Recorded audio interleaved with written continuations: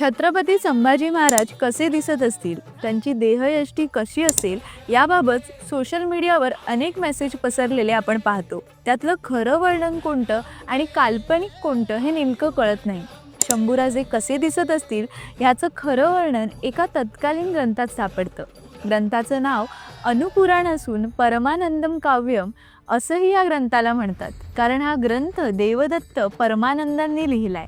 हे शंभू चरित्र आहे. दक्षिण दिग्विजयाला निघण्यापूर्वी शिवाजी महाराजांनी मोठा दरबार भरवल्याचा उल्लेख यात येतो.